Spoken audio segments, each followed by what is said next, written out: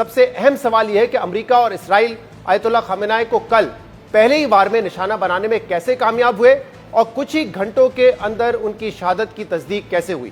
اس حوالے سے برطانوی اخبار دی ٹیلی گراف نے لکھا ہے کہ تہران میں کمپاؤنڈ پر بمباری کے بعد آیت اللہ خامنہ کی لاش ملبے سے برآمد کی گئی۔ ان کی لاش بم کے زخموں سے چھلنی تھی۔ خامنہ کی لاش کی تصاویر صدر ٹرمپ اور اسرائیلی وزیر اعظم نیتن یاہو کو ان کے قتل کے ثبوت کے طور پہ دکھائی گئی۔ امریکی نیوز ادارے ایکزیوس نے لکھا کہ ہفتے کی صبح جب اسرائیلی بم تہران میں سپریم لیڈر کے کمپاؤنڈ پر گرے تو اس وقت وہ اپنے قریبی مشیروں کے ساتھ میٹنگ کر رہے تھے۔ وہ اس چیز سے بالکل بے خبر تھے کہ ان کے ساتھ کیا ہونے والا ہے۔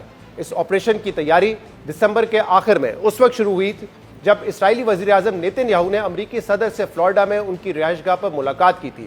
رپورٹ کے مطابق ایران پر پرتشدد مظاہروں کے بعد صدر ٹرمپ 14 جنوری کو ہی ایران پر حملے کا حکم دینے والے تھے، لیکن آخری لمحے میں انہوں نے فیصلہ بدل دیا اور اگلے چند ہفتوں میں موساد کے ڈائریکٹر نے 2 بار واشنگٹن کا دورہ کیا۔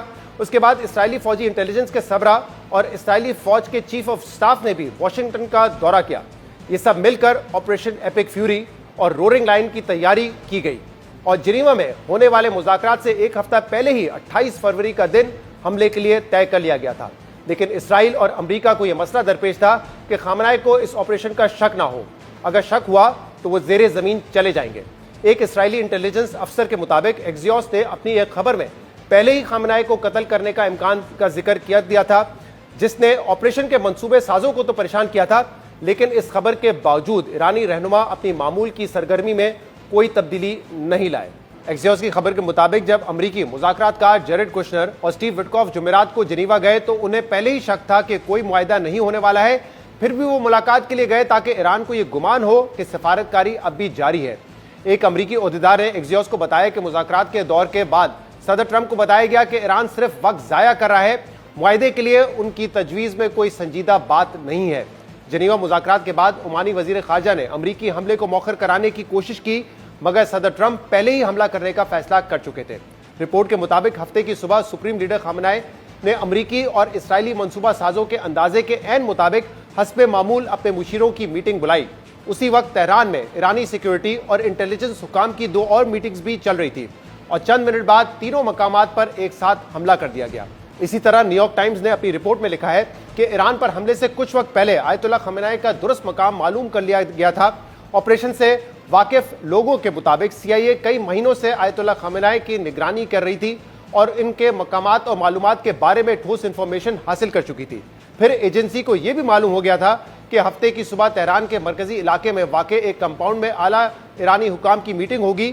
سب سے اہم بات یہ تھی کہ CIA کو یہ بھی پتہ چل گیا تھا کہ سپریم لیڈر خود بھی وہاں پر موجود ہوں گے۔ یہ امریکہ اور اسرائیل کے لیے نئی معلومات تھی اور اس انتہائی اہم معلومات سے فائدہ اٹھانے کے لیے حملے کے وقت پہ بھی تبدیلی کی گئی۔ رپورٹ کے مطابق اصل منصوبہ رات کے اندھیرے میں حملہ کرنے کا تھا، لیکن ہفتے کی صبح تہران کے سرکاری کمپاؤنڈ میں ہونے والی میٹنگ کی اطلاع ملنے کے بعد حملے کے وقت میں تبدیلی کا فیصلہ کیا گیا۔ یہ رہنما اس جگہ ملنے والے تھے جہاں ایرانی صدر کا دفتر، سپریم لیڈر کا دفتر اور ایران کی قومی سلامتی کونسل کے دفاتر واقع ہیں۔ آپریشن کا آغاز اسرائیل کے وقت کے مطابق تقریباً صبح 6 بجے ہوا۔ اس حملے کے لیے نسبتاً کم طیاروں کی ضرورت تھی، لیکن وہ طویل فاصلے تک مار کرنے والے اور ہائیلی ایکوریٹ میونیشن سے لیس تھے۔ طیاروں کی اڑان بھرنے کے 2 گھنٹے اور 5 منٹ بعد تقریباً صبح 9:40 پر طویل فاصلے تک مار کرنے والے میزائلوں نے کمپاؤنڈ کو نشانہ بنایا۔ نیو یارک ٹائمز کے مطابق ایران کے سپریم لیڈر کو انتہائی تیزی سے نشانہ بنانے سے معلوم ہوتا ہے کہ دونوں ممالک نے ایران قیادت کے بارے میں خاص طور پہ پچھلے سال کی 12 روزہ جنگ کے بعد گہری معلومات حاصل کر لی تھی، جبکہ ایرانی رہنما جنگ کی تیاری کے واضح اشاروں کے باوجود خود کو محفوظ رکھنے کے لیے مناسب احتیاطی اقدامات کرنے میں بھی ناکام رہے۔ خفیہ معلومات سے باخبر افراد کے مطابق CIA نے آیت اللہ خامنہ کے مقام کے بارے میں انتہائی درست معلومات اسرائیل کو فراہم کی تھی۔